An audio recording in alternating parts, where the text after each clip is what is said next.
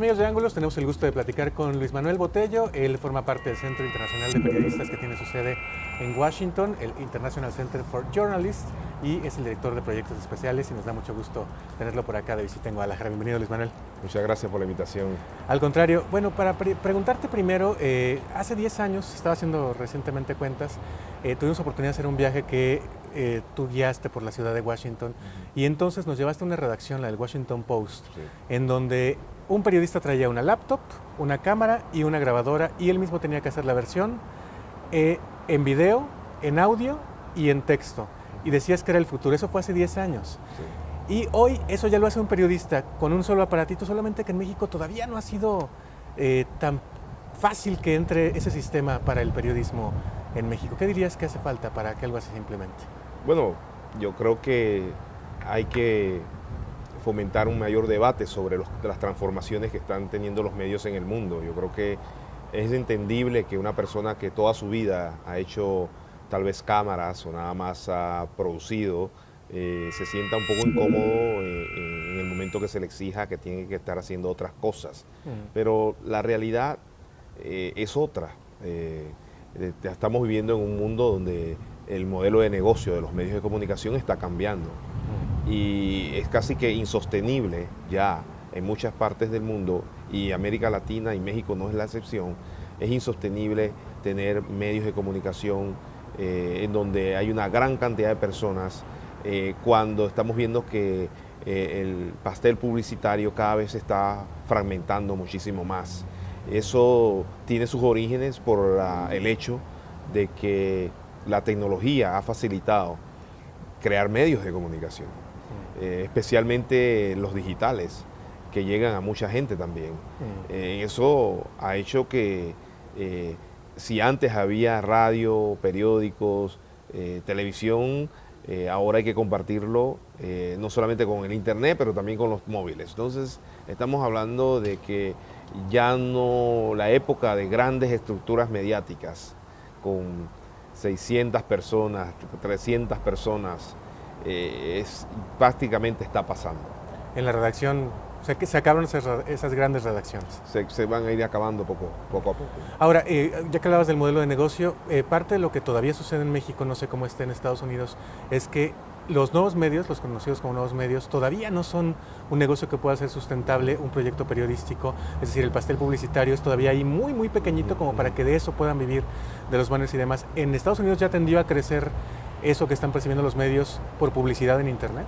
Sí, cada vez más estamos viendo modelos de negocios de medios que nacieron en la era digital, que no tienen papel, por ejemplo, y que están empezando a ser autosostenibles, pero hay que entender que esos márgenes de negocios que tenían los medios antes, que eran de un 30-40%, se han ido perdiendo precisamente por esa fragmentación del pastel publicitario, y ellos han tenido que reinventarse en el sentido de que el modelo de negocio incluye otros servicios. O sea, que los medios de comunicación no solamente viven de las noticias que ofrecen, pero también viven de otros servicios que pueden ofrecer, como entrevistas o consultorías especiales con periodistas especializados en temas de energía, en temas muy especializados, que son los periodistas los que lo manejan.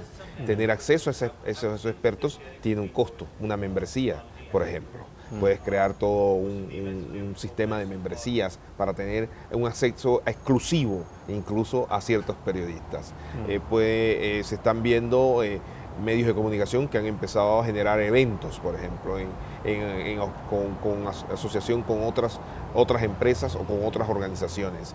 Hemos tenido medios de comunicación que han ido creando otras ofertas, como paquetes que permite a los ciudadanos tener tal vez más información que la que se reporta, por ejemplo. Sabes que hay mucha información que se reporta y es limitada por los espacios, por los tiempos, por los formatos. Entonces, pero hay gente que quiere saber más. Entonces, los medios pueden vender esa otra información, puede vender el acceso a servicios que pueden desarrollar a través de nuevas tecnologías, como el desarrollo de aplicaciones. O sea, los medios tienen que empezar a buscar nuevos mecanismos que los ayuden a conectarse con una población cada vez más conectadas a través de sus móviles y que al mismo tiempo generen recursos. Yo creo que estamos viviendo una época donde incluso las empresas privadas no van a ver un valor en publicar un anuncio pagado, por ejemplo, en un periódico, o no van a ver la necesidad de tener que publicar un anuncio costosísimo en un programa de televisión porque saben que a través de las redes, con estas personas que están prácticamente mercadeando espacios y que pueden ahora los anunciantes decidir qué grupo de personas quieren que vean su anuncio, a qué hora lo quieren ver, qué tipo de gente lo quiere ver, cómo lo quiere ver, en qué plataforma lo quiere ver. Eso ya se puede descifrar con toda la data que tienen las redes sociales como Google, Facebook y otras páginas web, con el análisis de datos, los analytics. Los anunciantes pueden prácticamente saber quién va a abrir una página web, a qué hora, cuánto tiempo, y que sabe que vive en un área donde ellos tienen sus almacenes. Entonces, es mucho más fácil llegar a la gente ahora a un costo muchísimo más bajo. Eso hace que los medios tengan que crear otros paquetes de ofrecimientos que no lo van a poder encontrar en ninguna otra parte. Ahora esos paquetes también pueden ser de información, ¿no? Lo empezamos ya a ver de repente por intereses, ¿no? Exactamente, también empieza a resurgir todo el tema de las publicaciones especializadas, pero muy especializadas, temas muy macro, desde revistas sobre gente que le gusta un hobby, correr, o el tema de gente que le gusta la medicina natural. Hay publicaciones únicamente de eso. Entonces, cada vez vamos a ir viendo ese tipo de especializaciones, de publicaciones muy especializadas que los medios generales no lo ofrecen, no pueden ofrecerlo. Y estas personas que tienen ese hobby quieren información sobre eso. Entonces, ¿cómo los medios pueden satisfacer esa demanda de información que es muy especializada, pero que tiene un gran mercado? Muy bien, dejamos hacer una pausa en la conversación. Luis Botello, del Centro Internacional de Periodistas de allá de Washington, o más bien de periodismo, y regresamos para platicar acerca de la publicidad oficial, qué tanto está influyendo en los medios de Estados Unidos, o qué tanto ha influido y qué tanto ha bajado eso en tiempos recientes y qué tanto influyó eso en la línea editorial. Lo platicamos, si te parece, después de la pausa. Ya regresamos.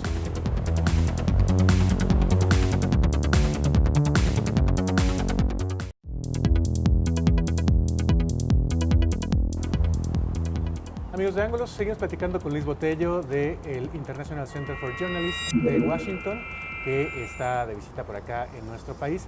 Y bueno, decíamos antes de ir a la pausa acerca de los nuevos modelos, que hay que decir que también nos llevan pues bastante camino recorrido en Estados Unidos. Parte de lo que está empezando a chocar en México es que justamente se reduce la publicidad de otros sectores y crece la publicidad oficial, y eso permite que los gobiernos, tanto locales como federal y algunos otros incluso hasta municipales, empiecen a influir o a querer influir en la línea editorial de los periódicos particularmente, pero también de otro tipo de medios. ¿Eso está pasando en Estados Unidos o en todo caso cómo lo han resuelto? No, eso definitivamente no es un problema en los Estados Unidos, precisamente porque ha sido un país que tiene una tradición de una prensa comercial prácticamente, una tradición de una prensa independiente que no sería ningún negocio para un medio de comunicación tratar de depender de anuncios del gobierno porque son mínimos en comparación con lo que puede generar las empresas privadas. Para ellos la empresa privada es donde está el negocio. Entonces, los anuncios de gobierno por lo general nunca han sido influyentes, nunca han dominado un presupuesto de un medio de comunicación. También recuerdes que cuando tienes controles del gasto público muy fuertes, como en el caso que ocurre en Estados Unidos, donde todo tiene que estar muy bien justificado, es muy difícil justificar, por ejemplo, que el departamento o la Secretaría de Salud, por ejemplo, destine millones y millones de dólares a anuncios en medios importantes del país, porque la audiencia a la que el Departamento de Salud tiene que llegar no es realmente la que llegan esos medios.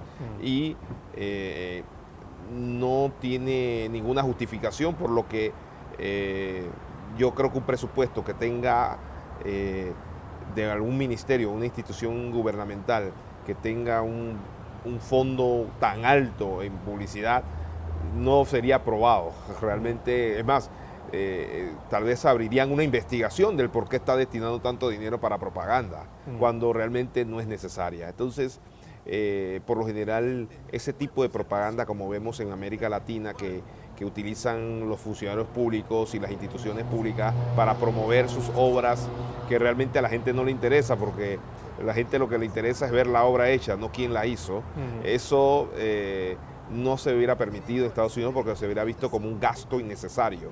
Entonces no existe ese problema de que las instituciones quieran influenciar, tal vez en algunas ciudades muy pequeñas, ¿no?, en donde tal vez la empresa privada no es muy fuerte. Tal vez pudiéramos tener algunos casos, estoy seguro que hay, pero son medios muy comunitarios, muy locales, pero que no ha llegado a ser un escándalo o un problema generalizado. Tal vez son casos aislados que se estén dando. Por eso los medios entonces se asumen como mucho más independientes en ese sentido. En ese sentido, claro, otros argumentarían que, bueno, entonces están siendo influenciados por la empresa privada. Pero la empresa privada por lo general no tiene ningún interés político.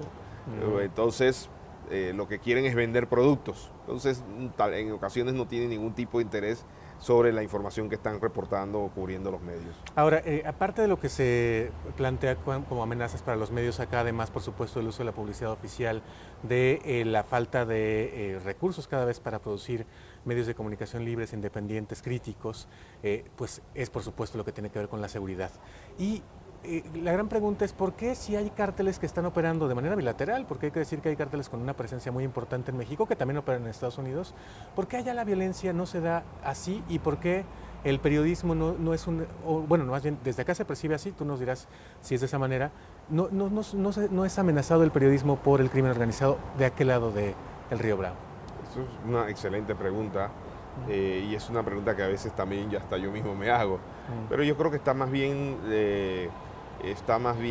relacionada con una tradición de instituciones tal vez que funcionan, donde los niveles de impunidad no son muy altos. Hoy escuchábamos un poco los niveles de impunidad que existen en México son sorprendentes, o sea, con niveles de impunidad tan altos, donde de más de 200 casos, uno nada más ha sido procesado, se ha condenado a la persona culpable, pues te puede indicar que el trabajo que hace el crimen organizado no tiene ningún riesgo ni un costo para los quienes promueven ese tipo de delincuencia. Pero en países en donde existe un sistema judicial y de Estado de Derecho independiente y que funciona, ese tipo el costo para el crimen organizado de querer hacer un tipo de ataque es muy alto. O sea, correrían el riesgo prácticamente ser aniquilados al día siguiente porque no se permitiría nunca que un narcotraficante controlara una ciudad, por ejemplo, por encima de la ley.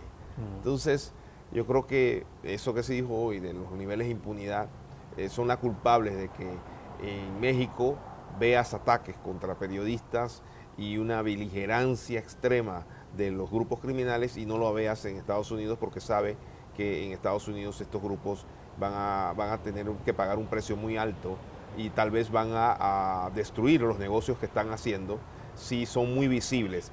Y atacar un medio de comunicación es sumamente visible en Estados Unidos por el hecho de que existen mecanismos muy fuertes de protección a la libertad de expresión y de prensa, que prácticamente es lo primero que está en las enmiendas de la Constitución. La enmienda número 1 es relacionada con la protección de la libertad de expresión y de prensa. Entonces te puedes imaginar lo importante que es y que si esto ocurriese, definitivamente que no habría quien salvara a esta persona o a las personas que trataran de silenciar a los medios independientes. Claro. Ahora también como gremio hay una reacción distinta, ¿no? Ponía por ejemplo Luis Miguel González, director del Economista, una historia que pues resulta maravillosa. El hecho de que en Arizona un periodista fue asesinado aparentemente por investigar intereses inmobiliarios por ahí irregulares, y cuando se enteran de la muerte, un buen grupo de periodistas a nivel nacional llega y termina la investigación y la publican en más medios, de manera que resultó pues exactamente lo contrario que lo que buscaba el que Exactamente. buscaba Es lo que te dije. callar esa voz, El ¿no? costo fue peor para ellos atacar al periodista, porque no solamente todos los medios, entonces más medios cubrieron la nota, en vez de silenciarla, hicieron que más medios la cubrieran, y no solamente eso, sino que tuvieran que al finalmente ir a la cárcel, porque entonces las investigaciones dieron al traste con ese negocio ilícito que se estaba dando. Entonces, es lo que yo digo, o sea, si tuviéramos un sistema judicial y de seguridad que no promoviera impunidad, tal vez este tipo de cosas, o quienes lo quisieran hacer, de atacar a los periodistas, lo pensarían muchísimo antes de hacerlo, porque saben que al final del día vas a tener a la prensa nacional de México cubriendo el tema. Claro. Ahora, una cosa que también caracteriza a los medios de Estados Unidos es que son tal vez brutalmente honestos en cuanto a sus preferencias políticas y a veces hasta económicas, de manera que la gente que los está viendo sabe perfectamente quién está detrás y por qué, y en todo caso, quién le está hablando, sobre qué corriente ideológica o política se estaría moviendo, cosa que en México todavía no pasa. En México todos son veraces, oportunos, independientes y demás, pero por supuesto que cada quien tiene sus preferencias. En ese sentido, es más recomendable que el comunicador, digamos, exprese abiertamente este tipo de aspectos de su personalidad, o que se siga manteniendo un poco como en esa ambigüedad de presunta igualdad en el trato. Bueno, yo creo que, nada más para hacer una aclaración, yo no creo que en Estados Unidos los medios todos tengan preferencias políticas. Al contrario, se cuidan muchísimo de eso. Lo que sí hay es una preferencia tal vez por algún tipo de política pública, no necesariamente de algún partido político o de alguna ideología. Otra diferencia es que ellos pueden apoyar a algún candidato, como tú lo has mencionado, y lo dicen claramente, pero en sus páginas editoriales, en las páginas de los columnistas, en las páginas editoriales, pero en las principales notas noticiosas, en las primeras planas, en los noticieros, que deben ser balanceados y justos, no baja, en la mayoría de los casos, no en todos, porque siempre hay excepciones, en la mayoría de los casos, por lo general, vas a encontrar información bastante balanceada, aunque en temas controversiales, como tú bien sabes, uno nunca está bien con nadie, claro, ¿no? Entonces, la opinión del medio, de la empresa, está en la página editorial y todo el mundo sabe. Los medios endorsan a un candidato, ¿no? Porque creen en sus políticas que van a promover si ganan. Pero en las notas diarias de noticias, de cobertura de hechos concretos, tratan de mantener un nivel muy independiente, que no se pueda decir que ellos están tergiversando la información o que tienen preferencias. Eso yo creo que no es muy fácil lograrlo, como sabes, todo el mundo tiene su percepción, pero cuando tú eres justo y balanceado, algo de objetividad sale a reducir. El problema es cuando queremos ser objetivos, que nadie lo es, y hacemos una nota que no es ni justa ni es balanceada. Entonces ahí ya vas empiezas a exponer claramente tus preferencias, pero por lo general tratan de mantenerse a distancias. A mí me parece que independientemente de la decisión que quiera tomar un medio de comunicación sobre sus tendencias, de eso se trata la democracia, es de tener una sociedad abierta a cualquier tipo de opinión. Y hay canales de televisión en Estados Unidos, existe una cadena muy importante que es la cadena Fox, que es abiertamente, tiene una línea abiertamente de derecha, exactamente, muy conservadora, pero es lo que ellos han decidido y han asumido, y tienen comentaristas y programas que son claramente críticos de los liberales, que allá le llaman, y es notable, ¿no? Incluso yo me atrevo a decir que hasta en las noticias, pero bueno, es una democracia, tienen el derecho de hacerlo. Si ese modelo de negocio les está resultando, por algo lo siguen haciendo, pero por lo general las cadenas tradicionales y los medios tradicionales tratan de mantener una cobertura periodística balanceada y separada de su opinión editorial. Muy bien. Déjame decir, después de sus mensajes, Luis, preguntándote acerca de la profesionalización del periodismo, particularmente de investigación, que fomenta y que apoya el centro al cual tú representas, y además también los incentivos y los castigos para quien lo practique de mala manera en los Estados Unidos. ¿Te parece? Vamos a la pausa y lo platicamos.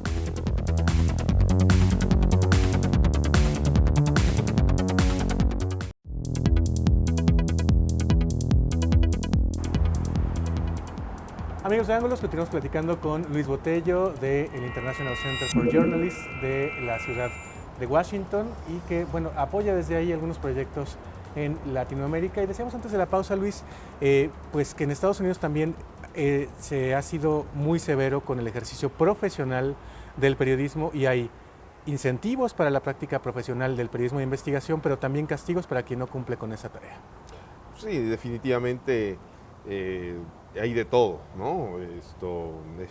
En la sociedad hay periodismo muy riguroso, gente que se dedica solamente a hacer investigaciones, utilizando las técnicas básicas de la investigación periodística. Hay periodismo que no es de investigación, que es más suave, que tiende a ser más de entretenimiento, pero el periodismo de investigación por lo general ha tenido una tradición muy fuerte desde los años 70, cuando se da el caso Watergate. El Washington Post publica todo un escándalo de espionaje que se estaba siendo auspiciado desde lo más alto del poder de los Estados Unidos y que provoca incluso la renuncia, gracias a esas investigaciones periodísticas, la renuncia del presidente, por primera vez en Estados Unidos, el presidente Nixon. Entonces, eso creó toda una nueva generación de periodistas que vieron, incluso ciudadanos que vieron que el periodismo de investigación era algo necesario en una sociedad democrática, porque era una forma objetiva, balanceada, de tratar de fortalecer todo el mecanismo de lo que llaman en Estados Unidos de check and balance, un poco el mecanismo de verificación, un poco de vigilancia, el rol de vigilancia de los medios ante cualquier abuso que se pueda estar dando, el rol que muchos llaman de perro guardián de la administración, de la cosa pública, asegurándose de que las administraciones no abusaran de su poder, no hicieran gastos innecesarios. Entonces se requería de una institución y el periodismo de investigación toma ese rol en esa sociedad democrática de tratar de mantener una constante vigilancia, ojo, que no es crítica, es vigilancia de la cosa pública, no es que se está criticando, sino que se está siendo riguroso en tratar de que no haya inconsistencias y abusos de poder. Entonces, eso, y de identificar problemas, porque el periodismo, si no tuviéramos un periodismo independiente y de investigación, muchos de los problemas de la sociedad no se pudieran resolver, porque no se saben, porque quienes están en puestos de decisión en el sector público o privado, pudieran estar involucrándose en situaciones que pudieran estar beneficiando o adinerando o ganando muchísimo dinero a costas de la sociedad, de los impuestos de la gente, y nunca hubiéramos sabido que eso se está dando si no se dan esas investigaciones.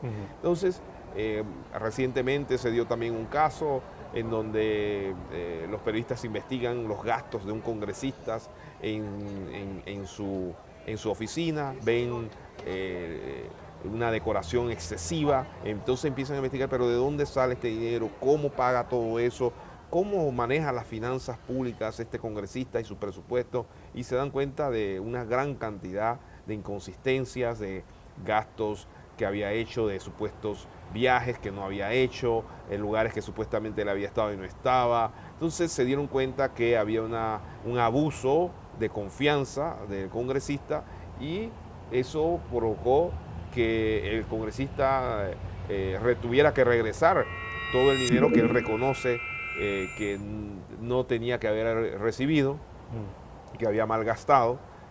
Y no solamente se quedó el tema ahí, sino que voluntariamente renuncia producto de este gran escándalo porque sabe que un político sin credibilidad no tiene la capacidad de gobernar, no tiene la credibilidad ni la confianza de los ciudadanos para poder legislar. Entonces, si eres un congresista y pierdes eso, es como cuando el medio de comunicación pierde la credibilidad. Pierdes la credibilidad, pierdes la autoridad de informar, no gozas de la confianza de la gente. Y si no tienes la confianza de la gente, tu capacidad de generar ideas, de que crean lo que dices, se disminuye fuertemente. Entonces lo mismo le pasa a los políticos y en este caso vimos cómo el periodismo de investigación identifica abusos y los periodistas pues conservan obviamente su empleo y el que se va es un congresista. Claro. Eso no ocurre en muchos países, en otros países ocurre lo contrario. Cuando se hace periodismo de investigación, desafortunadamente los poderes se unen para precisamente eliminar esa voz que investigó, esa voz que trató de identificar algo que se estaba haciendo mal en ese rol de vigilancia de la cosa pública y terminan en ocasiones sin empleo y en muchas ocasiones pagan incluso con la vida algunos periodistas. Claro. De ahí la importancia, por ejemplo, de la verificación de lo que uno está informando y en ese sentido quisiera traer a colación, ya que además has mencionado cómo a veces en algunos casos se despide al que investiga, el caso que apoyó el Centro Internacional de Periodismo, que es la Casa Blanca. Una de las primeras puertas que tocó el verdadero autor, y aquí lo pongo entre comillas, de la investigación, el que empezó a sospechar y a indagar sobre este asunto, fue la del Centro Internacional de Periodismo. No, sí, esto, si me estás preguntando cómo se hizo esto o cómo surge, el centro tiene un proyecto regional, abarca unos 7 países de América Latina para fortalecer el periodismo de investigación y ese proyecto incluye la capacitación de periodistas, incluye el mentoreo en línea, incluye incluso el apoyo con algunos gastos logísticos que pueda tener el medio de comunicación para poder lograr la investigación, porque son investigaciones que toman a veces mucho tiempo, lo que buscamos son las mejores ideas. Entonces, son los periodistas, son los medios de comunicación los que proponen las ideas que quieren investigar, son los que deciden incluso dónde van a publicar, son los que deciden cuándo van a publicar. El centro no tiene ninguna incidencia editorial, ninguna incidencia incluso de redacción ni nada, simplemente es una asesoría de cómo lograr verificar bien una información antes de publicar, porque lo que queremos es enseñar toda una cultura de la verificación de la información, ¿no? Estamos en ocasiones, desafortunadamente, los periodistas por cuestiones de tiempo, a veces por cuestiones de ligereza y a veces por desconocimiento, tratan de informar, pero no han logrado sustentar todas las bases de la información y se pierde a veces el impacto de la noticia, deja dudas de la veracidad. Pero cuando se hace bien con un sistema, una metodología que hemos desarrollado para hacer investigaciones periodísticas y en las cuales enseñamos a los periodistas cómo hacerlo con expertos de América Latina, surgen cosas como la de la Casa Blanca, del presidente Enrique Peña Nieto y que promovió todo un escándalo nacional. Esa nota surge así de un seminario que íbamos a hacer en la Ciudad de México y escogimos a los mejores periodistas que habían propuesto las mejores ideas de muchos medios de Ciudad de México y algunos de otros estados.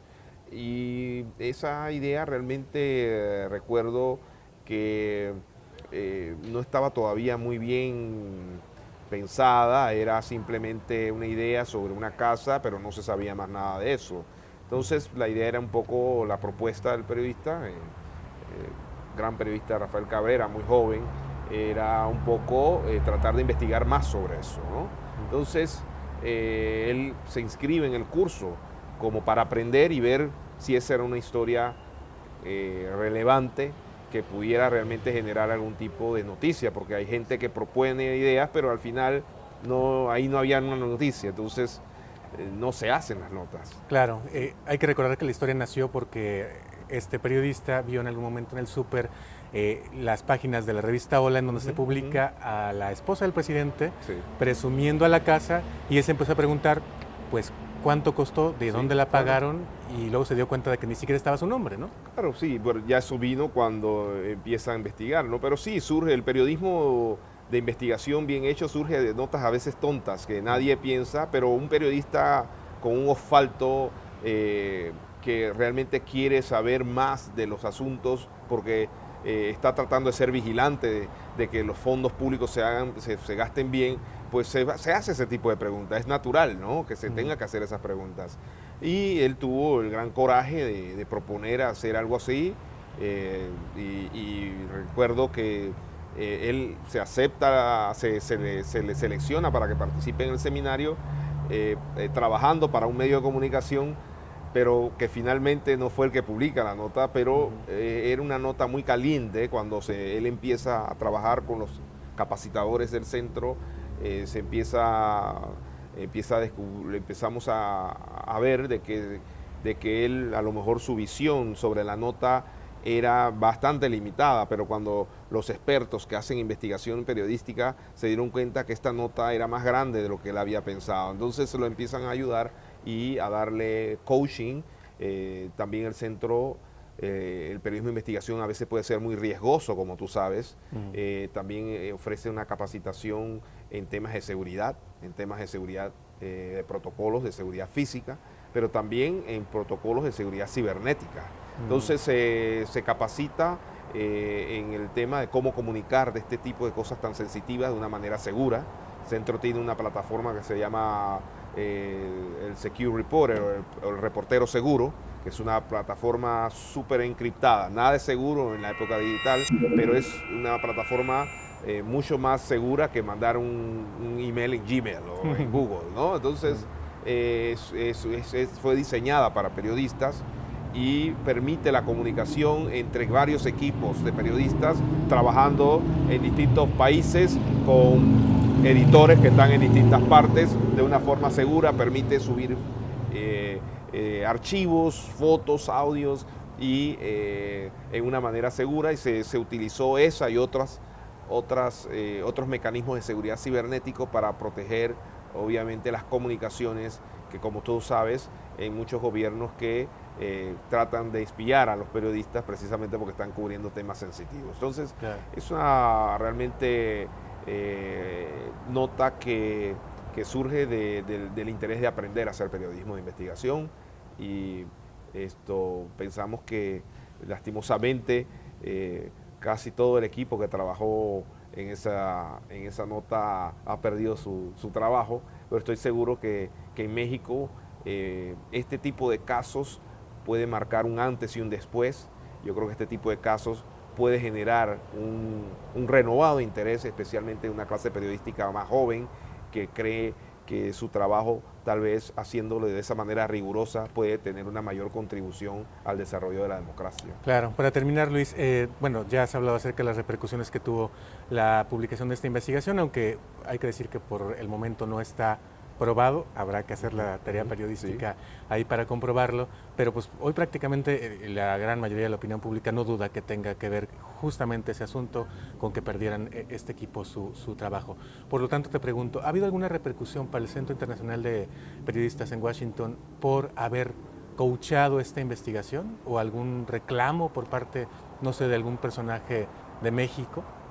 No, nosotros, como conoces el centro, es una organización meramente profesional, sin ningún tipo de interés político. Sinceramente es elevar el estándar del periodismo en el mundo, y así como trabajamos en México, hemos hecho trabajos en Egipto, en África, en China, en lugares incluso más difíciles de trabajar que en México.